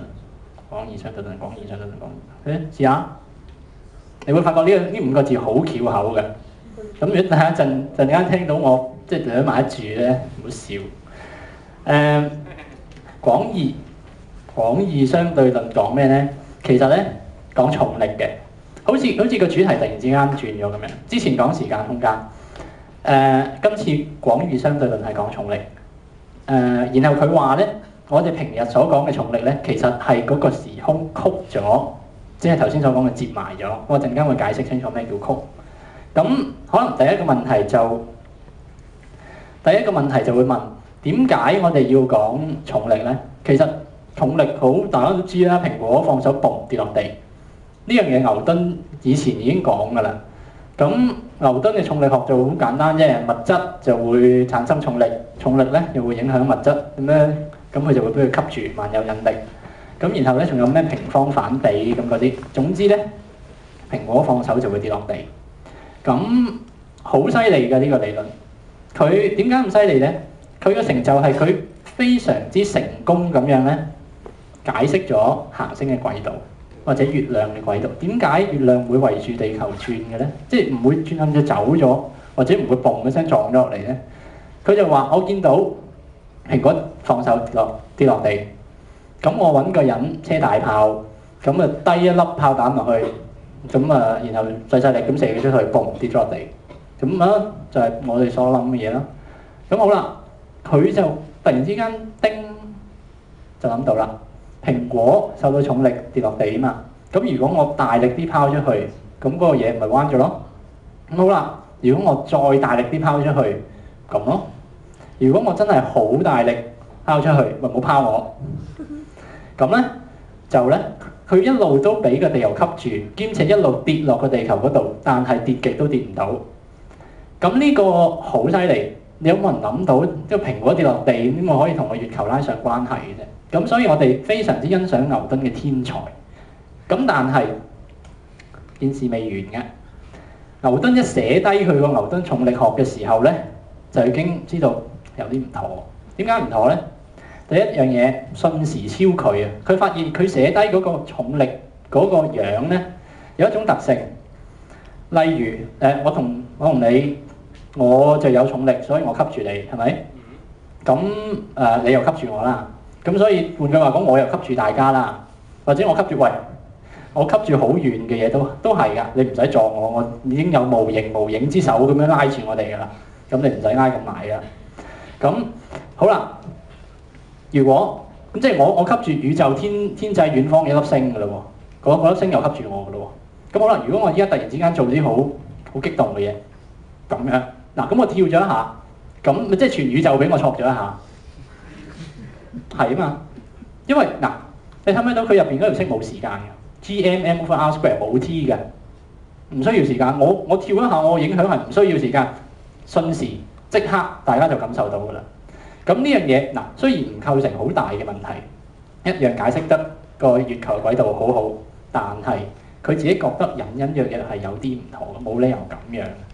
第二，如果根據佢呢一個重力學咧，宇宙必須要無限。咁呢個相當唔容易解嘅，但係睇下啦，我時間唔係好夠。如果陣間有時間，我解下呢個。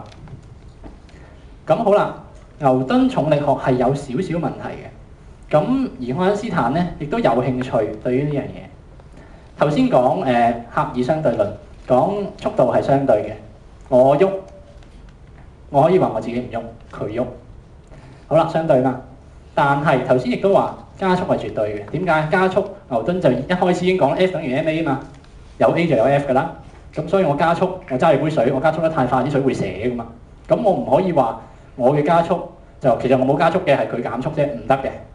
因為我杯水有冇寫到我自己知㗎嘛。好啦，加速係絕對嘅。跟住咧，但係我啱先再諗多一樣嘢，佢話如果你例如玩笨豬跳喺條橋上面，嘣跳落嚟，你飛緊哇嗰一刻，你感唔感受到重力嘅？嗱，大家而家感受到啊，大家知道你企得耐攰㗎嘛，咁所以你咪知道有個力頂住你咯。咁地球吸你落去，張凳又頂住你，唔俾你跌落去，咁你坐得耐就攰㗎啦。所以你係有重力嘅。咁但係你跌緊落去嗰陣時咧，跌緊落去嗰陣時，牛頓用咗一個好特別嘅詞語去描述，你會感覺到啲乜嘢？佢會話冇咗重量，係啦。我飛緊落去，我自由下墜嘅時候，我會感覺到失重 weightless。咁咧呢樣嘢其實牛頓知嘅，亦都好圓滿咁解釋咗。但係嗰次咧突然之間叮又諗到啲嘢啦，咦？又好似有個相對性喎。所謂重力同埋加速有乜分別啫？我因為重力跳落去，同埋我追住一個跳緊落去嘅人，我描述緊一個佢嘅運動狀態，我用一個同佢一齊喐嘅坐標，即係加速緊嘅坐標去睇佢嘅時候，咪冇咗重力咯。咁所以佢就話加速同重力根本同一樣嘢。咁所以咧呢個就係廣義相對論之中嗰個相對性啦。呢個叫做等效原理。加速同埋重力等效嘅，咁你話唔話佢係一樣，即係定係俾兩個名佢，你中意啦。但係佢嘅效果係相同嘅。好啦，等效原理一個好啲嘅睇法咧，就係話而家有兩架穿梭機，中間有個波，俾人踢咗一腳。右手邊嗰個咧個穿梭機唔喐嘅，企喺地球嗰度。左手邊嗰個咧喐嘅，向上升，向上加速。咁會點咧？咁佢發覺咧，大家咧都會咁樣嘣咁樣跌落去咯。好啦，右手邊嗰個你就話因為地球重力吸咗佢落去啊嘛。左手邊嗰個咧，因為其實個波冇喐到㗎，係個升降機自己唔係升降機，穿梭機咁向上加速咁樣，咁然後個地下撞唔到佢。咁但係如果假設你企喺嗰架穿梭機入邊咧，你會睇到嗰個波咧行嗰條路線，佢用幾耐先行到去嗰個位，佢行咗幾遠，完全一樣。呢個就叫等效原理啦。咁好啦，有陣時咧，我哋見到啲太空人咧，呢個就係啦，佢話俾你聽喺個太空艙入邊咧，好過癮㗎。你做嗰啲體操咧，好容易嘅啫。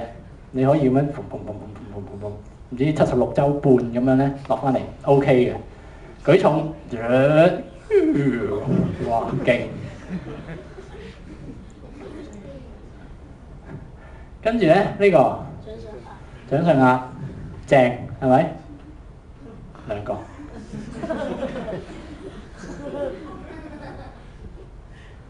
三個。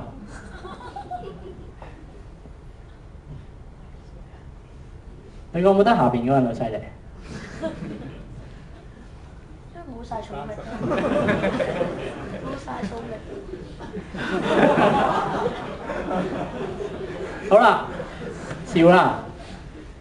呢架船喺個太空嗰度，信唔信？大家信唔信？信。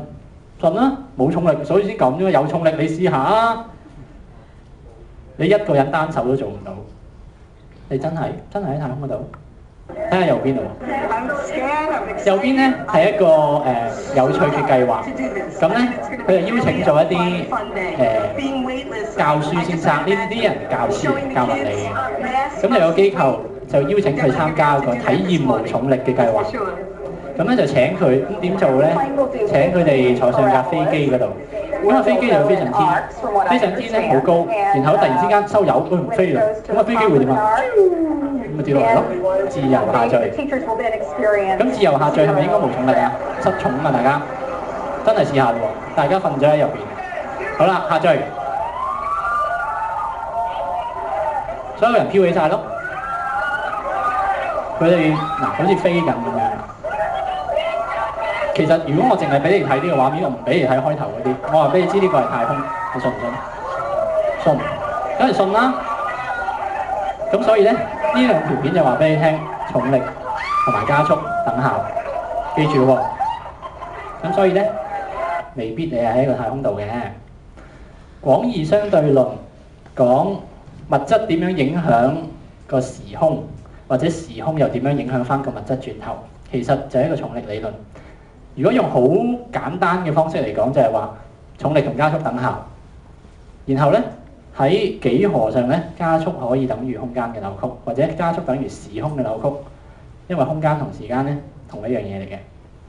然後咧，所以佢最終嘅結論就係重力就等於時空扭曲啦。咁呢個好簡單嘅講法就係咁。不過咁都想講詳細啲。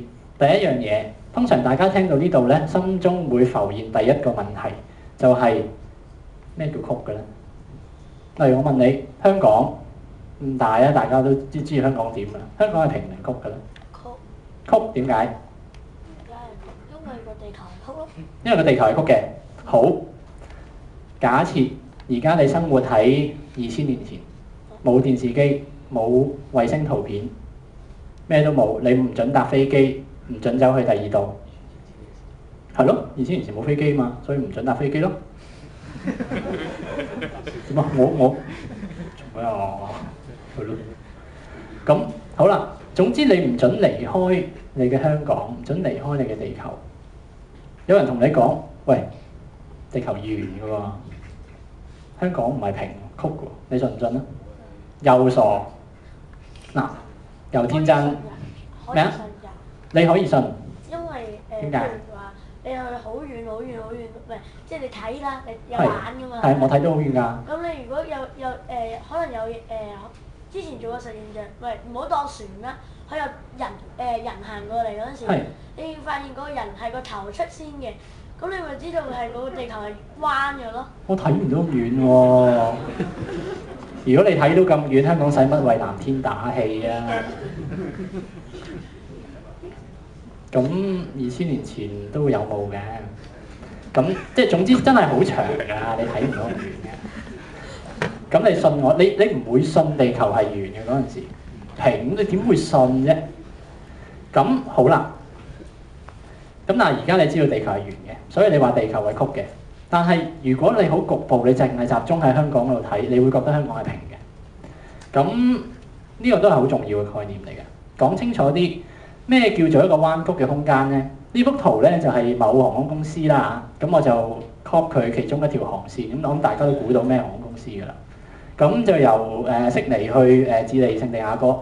咁你睇到咧，我哋將佢嗰個航線畫喺個地圖上面嘅時候，你有冇睇到條航線唔直㗎？彎㗎，點解啊？因為個地球彎。因為個地球彎，咁點解？咁咪點啊？咁嗱，我而家畫緊個地球啊嘛，咁你係一個機師，你喺個悉尼嗰度揸起架飛機去聖地亞哥嗰度，你梗係會揀一條航線最短㗎啦。而家紐約期油咁係咁升係咪？咁你梗係揀個最慳油㗎。咁點解你會揀出一條線，然後我話俾個老細知行呢條最好㗎啦，然後老細同你講哇嘥油喎，咁你點答佢咧？地球轉嘅，係咪因為呢個？我假設地球唔轉嘅，都會咁樣。因為地球係個 mass 好大，跟住咧，咁佢咪會裝翻佢？即係地球會吸住架飛機，你想講？類似啦。類似。咁但係都只不過令到佢飛唔出太空啫，即係你唔準架飛機原本喺度豬咁樣飛咗出嚟啫，即係淨係等佢停留喺地球個平面嗰度啫嘛。你所謂吸住佢，但係我依家喺個平面上面都係彎嘅喎。點解會咁咧？其實咧就係我係諗緊係咩啊？我啱啱話地球平嘅咩？畫出嚟係平㗎嘛？點解畫出嚟會平嘅？因為你要睇。因為我要睇。咁但係咁咪好奇怪咯？嗱，張紙好明顯係平㗎啦，個 screen 平嘅，地球圓嘅。我點解可以將一樣圓嘅畫喺一個平嘅嘢嗰度？將佢攤開咯。將佢攤開。係啊。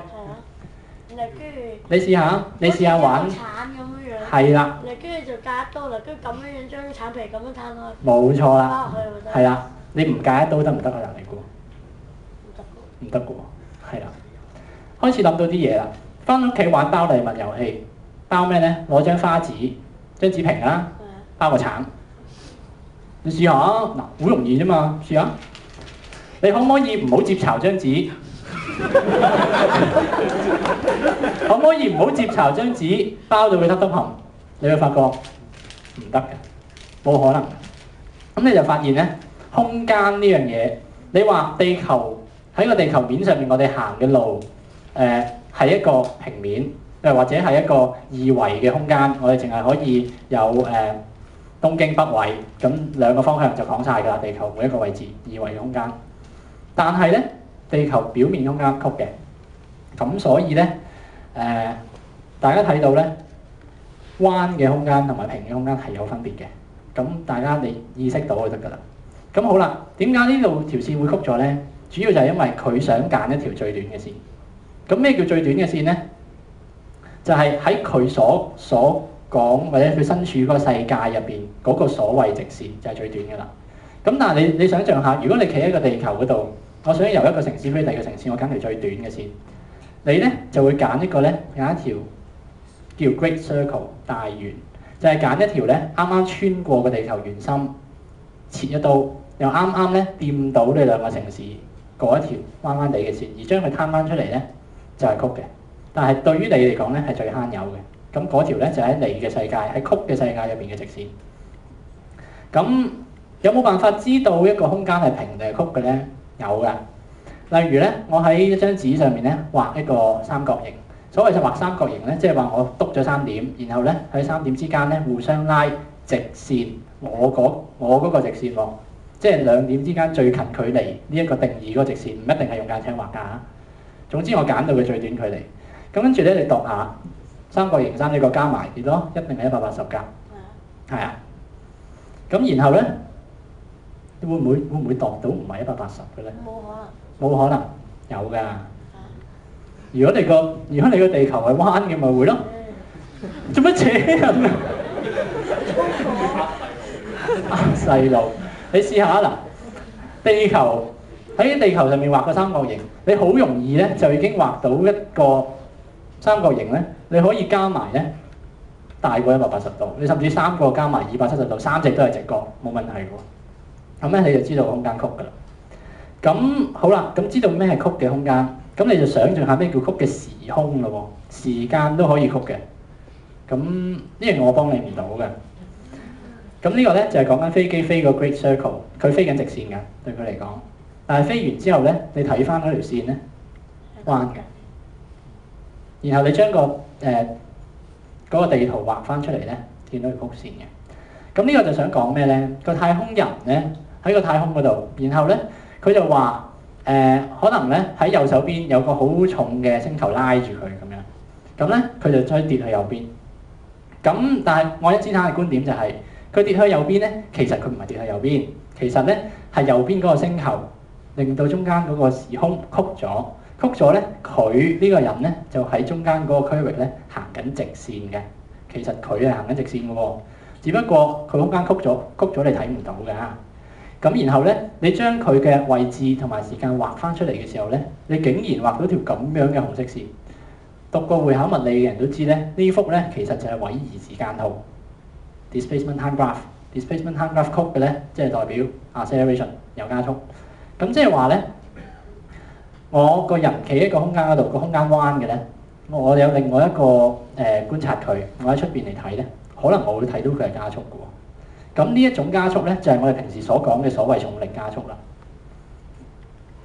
咁好啦，呢度咧就係愛因斯坦廣義相對論入邊最重要個回答嗰兩條問題。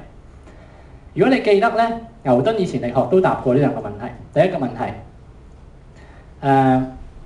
物質點樣產生重力？牛頓就話物質寫咗 G_m_m/r²有質量，然後就話俾你知嗰個重力係咁計出嚟嘅 G_m_m/r²。然後有重力啦，會點樣影響個物質？點樣喐？然後牛頓就答 F 等於 ma。我有個力去俾佢，所以我有加速度，我知道佢跟住點行。答好啦，兩個問題。愛因斯坦重新講個重力理論，亦都答翻呢兩個問題。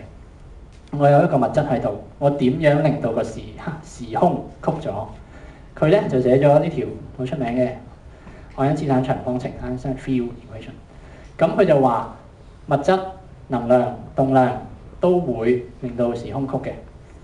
咁咧，所謂個物質、能量、動量咧寫出嚟咧就係個 T，個 T 叫做 Energy Momentum Tensor， 即係動量啦、能量、動量、張量、能量、動量、張量 ，Energy Momentum Tensor， 係啊。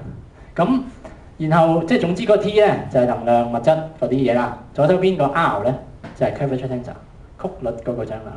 即係話能量喺右手邊就會令到左手邊出現個 R， 就會曲。咁好啦。R 同 G 就類似嘅嘢嚟啫。咁如果我個空間曲咗，咁咧佢就話曲咗嘅空間咧會令到啲物質喐。點樣喐咧？就係話我擺一個坐標跟住佢一齊行，我就會覺得冇事發生。即係話我跳去一個自由落體嘅坐標嗰度，我跟住你一齊民主跳，或者我跟住你架飛機一齊跌，我就覺得入邊冇重力。所以咧佢就話喺嗰個坐標入邊咧咩事都冇發生，冇力。所以佢就話動量不變 ，dP 等於0。咁咧答咗嗰兩個問題啦。咁差唔多講完㗎啦。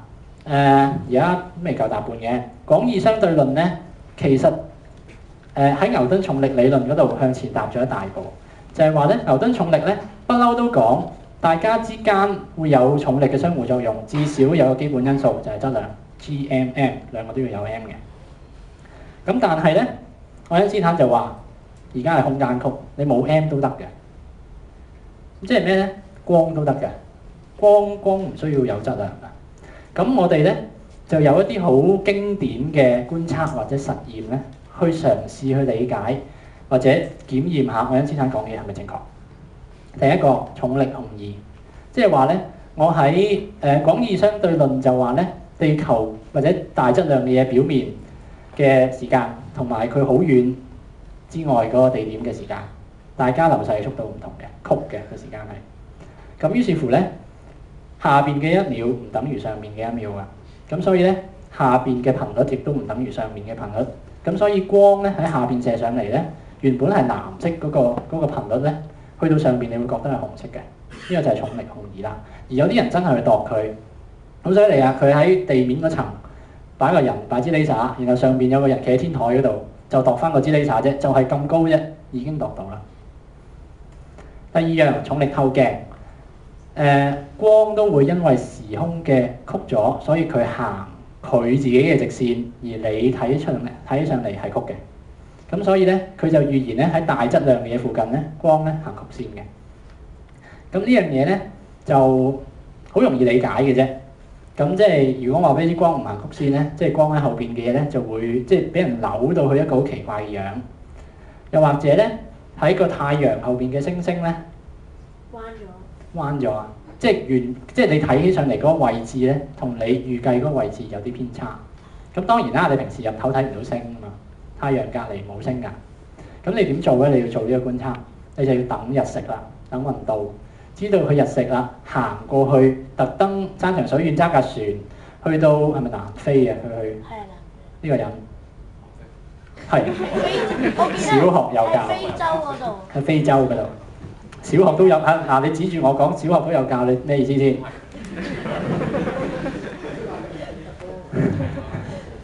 好啦，佢真係山長水遠走去度，然後咧真係度到啲星星係歪咗，於是乎呢個係佢提出咗對廣義相對論嘅其中一個好重要嘅證據。第三個就話咧，水星咧圍住太陽會轉嘅橢圓形，呢個好耐之前已經知㗎啦 ，Kepler 已經知㗎啦，即係喺牛頓再之前嘅年代，純粹憑觀察已經知道佢橢圓形㗎啦。咁咧。牛頓就不嬲都話咧，佢個橢圓形好穩定嘅，不停咁橢圓形、橢圓形、橢圓形，好悶嘅。咁但係咧有啲其他因素，例如出邊有粒其他木星咁樣扯下佢，地球又扯下佢，咁樣令到佢個軌道咧會歪歪地嘅，搞到佢唔會永遠都行翻自己條路，歪歪地。咁我哋真係度佢歪得幾快，佢所謂近日點，即係最近太陽嗰一點，慢慢會飄嘅。咁有好多因素啦。咁我哋諗到好多嘅，地球自己個自轉軸擺嚟擺去係一個因素，其他行星拉粒土星唔係水星係另外一啲因素。咁但係佢發現咧，我觀測到咧大約5600戶秒每世紀，但係咧我計到咧，我諗暈啦，連啲最無聊嗰啲，即係0.0幾嗰啲都計埋落去啦。你將呢兩個數加埋佢5550幾，爭少少，爭幾十。直至到咧，愛因斯坦提出咗廣義相對論，佢話俾你知，太陽附近嘅空間唔係牛頓諗嘅咁樣嘅，仲有啲嘢嘅。咁嗰個就係嗰啲嘢咧，補埋嗰40幾俾佢。咁呢一個就相當好嘅呢個符合。差唔多講完啦，最後就有唔知係咪大家最想聽嘅黑洞。咁黑洞咧就係一粒星，咁就有啲好大質量嘅，咁搞到啲光咧喺附近行都俾佢吸晒入去咁啦，最基本就係咁。咁呢度有一段片啊，就講因為黑洞點解會產生嘅咧？原來咧佢話黑洞原本係粒星嚟嘅，呢粒星咧佢就話平時咧佢自己咧佢有自身嘅重力會撳佢埋去，但係佢中間熱嘅就會頂住啲重力，咁啊平衡嘅會。咁但係咧佢點解會熱咧？因為佢燒緊自己，但係佢有陣時咧燒咗下會燒晒，咁所以咧佢就會嘣一聲吸咗入去，冇嘢頂住重力。咁咧有啲大質量嗰啲咧，呢個過程好暴力嘅，咁所以咧就會爆。咁爆完之後咧，咁就冇咗好多能量啦。但係咧佢自己會一路咁樣縮落去。咁佢縮咧，就如果好大質量嗰啲咧，就會縮到做自己個重力太強啦，一路縮，咁就變咗做黑洞啦。咁佢就話黑洞咧。因為附近咧嗰個空間時空彎曲得好犀利，佢就會令到附近嘅光線咧俾佢扭曲咗，咁所以咧你就睇到有啲重力透鏡嘅現象。咁佢就話咧，而家科學家理解一個黑洞應該咁樣嘅，有個盤，有個圓波波，圓波波咧就向上噴啲輻射出去。咁如果你走入個黑洞中間嗰度咧，咁就有一啲奇怪嘅事發生嘅，咁入邊嘅物理定律咧失效，佢嘅密度會無限大嘅，諸如此類。咁佢就試下，如果有架飛船自殺式咁樣飛入嗰個黑洞嗰度，會發生咩事咧？你出邊睇到啲咩咧？咁你睇到咧，嗱嗰嚿嘢永遠都喺嗰度㗎，佢冇跌咗落個黑洞嗰度。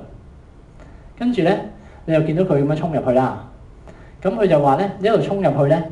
你嗰個飛船咧會俾佢拉到做一條嘢咁樣，我哋有個名嚟嘅科學家叫呢樣嘢咧叫做意粉化 （spaghettification）， 即係俾佢拉長咗做一條意粉形狀咁樣。真㗎，你上 Wikipedia 查到呢個字嘅。咁佢就亦都，但係入咗去黑洞嗰個面，我哋所謂嗰個視界啊，入咗去，但架飛船真係入咗去㗎，但係我哋睇唔到佢入去，我哋淨係睇到佢停留喺個視界出邊。咁佢入面發生咩事咧？唔係好知，咁如果我哋總結一下頭先我哋睇到嗰個黑洞嗰個旅程咧，睇到幾樣嘢啊？意粉化，即係話咧嗰個飛船咧俾佢拉咗一條咁樣。點解會有意粉化咧？就係因為咧佢行到去個黑洞附近嗰度咧，嗰個重力太強啦。重力咧，兼且你知道越近嘅重力越大噶嘛。咁你由頭尾嗰個飛船入邊呢度近啲啊，呢度遠啲，咁咪少啲咯。咁入邊就拉得好犀利，出邊就冇拉得咁犀利。咁其實變相咪即係咁樣拉緊佢咯。咁如果你去到一個地步，重力咁強嘅時候咧，就會拉到佢一條嘢咁啦。呢個力咧我哋叫做潮汐力。呢個咧亦都係地球上點解會有潮漲潮退嗰個成因嚟嘅，就係月亮拉住地球。咁所以你睇到咧就唔係淨係得月亮嗰邊咧啲水突出嚟嘅，對面嗰邊都有嘅。咁好啦，咁我哋仲會睇到咧，佢一路行入個黑洞嗰度咧，時間膨脹。時間膨脹即係話咧，佢個鐘咧越嚟越慢。咁我哋直至到會睇到咧，佢停咗喺個黑洞面嗰度，但係唔再走入去。兼且咧無限紅移，我哋睇到佢個樣開頭藍色嘅，慢慢變做紅色，慢慢變做黑色，睇唔到咁樣。咁呢個都係因為時間膨脹啦。咁但係入咗視界入邊之後咧，發生咩事唔知。但係我哋估到咧，喺黑洞中心嗰度咧會有奇怪嘅事發生，密度會無限大。咁呢樣嘢咧，呢個奇怪嘅事咧，物理學家俾個名叫做 singularity， 一個基點。咁就其實呢樣嘢好唔舒服嘅，令到我哋，因為我哋唔相信物質世界會有一個密度真係無限大。我哋從來講無限大只係個趨勢嚟嘅啫，冇人諗到一個地方真係會有無限大嘅。咁但係佢話有都唔緊要，我哋睇唔到啊嘛。佢俾個世界包住咗啊嘛。好啦，我哋有保護罩。咁所以咧，其中一個物理學家會問嘅問題就係話：咁有冇啲基點係冇嘢包住嘅咧？即係一個 naked singularity， 一個赤裸嘅基點。咁呢個都一路研究緊啦。咁黑洞附近發生咩事咧，就可以用廣義相對論咧，好完美咁樣講到嘅。咁呢個就係之前講 Einstein field equation， 佢解出黑洞附近嘅時空係咁樣曲嘅。咁好出名啦呢個，咁就叫史亞西倒規，咁就 Schwarzschild metric。佢你睇到咧，佢係有啲奇怪嘢嘅，例如 RS 就係個視界個半徑。咁你睇到咧 ，R 過咗 RS， 即係少過 RS 嘅時候咧，有啲正負號會調轉咗嘅。明明係一減乜嘢變成咗調轉負咗。咁呢個時候咧，咁你會有啲奇怪嘅事發生，空間同時間嘅角色會交換。咁但係呢個唔詳細講，差唔多講完㗎啦。GPS 呢個，咁咧大家已經好普遍成日用㗎啦 GPS。咁原來 GPS 有相對論㗎喎，有好多相對論㗎喎。點解咧 ？GPS 咧點用嘅咧？就係我揸住個 GPS 會點咧？佢幫你量度附近嘅衛星，佢接收衛星嘅信號，然後佢度下呢條同呢條爭咗幾遠。咁因為我知道佢哋嗰啲位置啊嗰啲嘅，我知道光行得幾快嘅，咁我就估到我喺地球喺邊㗎啦。但係條件係我要落得好準，因為咧我接收緊一條光啊。如果我錯咗的咁多咧，就爭好多㗎啦。咁所以咧，如果你要一個用得嘅 GPS 咧，你要準到咧0.01個微秒，即係大約就係10嘅負8次，即係1之後有7個零，跟住1咁多秒。點解要咁細咧？或者話點解呢個係一個好大問題要講相對論咧？就係話衛星咧喺個地球高空嗰度咧喐緊嘅，快嘅，圍住地球轉嘅。咁頭先狹義相對論就話喐緊嘅嘢嘅鐘行得慢啲嘛，所以慢咯。但係廣義相對論就話上面嘅鐘咧同下面嘅鐘又唔同嘅，咁所以咧又有影響嘅。如果你將呢兩個夾埋咧，每日咧就會快咗咁多秒，3.8乘10嘅負5秒每日喎。咁你可以計嘅。如果你每日3.8乘10嘅負5秒，對於光速嚟講咧就好多㗎咯喎，3乘10嘅8次方米。咁米每秒喎，咁呢度夾埋幾多咧？大約呢度就係0.0000 meter， 大約啦。咁即係話，如果你唔搞掂呢一個誤差嘅話咧，你個 GPS 咧就爭10公里㗎啦。咁你可以掉咗你 GPS 㗎啦。咁所以咧，而家你揸住手頭上呢個 GPS 咧，本身佢入邊嗰個程式已經會幫你 correct 呢個數㗎啦。咁係好犀利嘅。咁所以而家嘅科技真係進步到咁樣。好啦，真係尾二嗰張 slide 啦。相對論帶嚟咗幾多思想衝擊？相對論咧，除咗話呢啲好實際嘅用途之外咧，為我哋帶嚟咗好多衝擊，就係時間嘅流逝快慢唔係絕對嘅，時間空間撈埋嘅。咁其實物理學家冇乜所謂嘅，你啱就得㗎啦。但係對於好多哲學家嚟講咧，你覺得唔舒服嘅，因為咧有一班哲學家就覺得咧，呢個世界嘅物質係好客觀咁存在㗎嘛，即係呢啲佢哋叫自己做唯物論者啦。咁就你而家顛覆咗佢哋嘅時空觀，你哋就覺得時間係可以相對，即係你唔同嘅睇法，時間流逝可以唔同嘅。咁佢哋覺得好唔舒服㗎。咁於是乎咧，就有一啲人咧就唔係物理學家嚟㗎，佢哋咧會揾好多理由去反相對論。例如大家如果想揾多啲資料，翻屋企睇，學多啲相對論嘅話，翻屋企去搜尋一下相對論呢個字或者時空觀啲字眼咧，好容易就揾到啲咁嘅文章。講咩咧？相對論者唔記得咗佢哋嘅原理咧，就係因為人類嘅認識論係相對嘅、近似嘅，而我哋將佢絕對化咗，就令到現代物理學咧就由相對主義滑入咗唯心嘅主義。咁列寧咧就指出現代物理學有好多危機。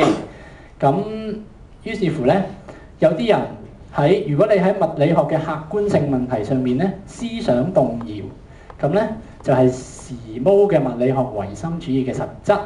咁所以咧，哲學家們咧就應該向呢啲咁樣嘅唯心主義嘅物理學咧進行鬥爭。好，係。Sorry， 我唔明。我 copy 出嚟，我讀嘅啫。好啦，咁所以咧，真係為好多人帶嚟唔舒服。咁最後一句，如果真係要有少少回應嘅話咧，我會用呢句説話：我哋唔需要教上帝做嘢嘅。Niels Bohr 好出名嘅説話，唔需要教上帝做嘢，個自然係咁就係咁。No matter you like it or not。好啦，最後啦，如果大家想知道想知道更多天文知識，歡迎睇呢個網頁 starix.hk。如果想知道有冇天文活動玩，可以睇 starix.hk。如果想知道3月有冇觀星營玩，都可以睇下呢個網頁。多謝大家。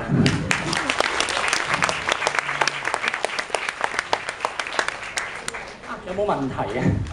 有問題可以出嚟問，我唔阻大家走，我已經好主動。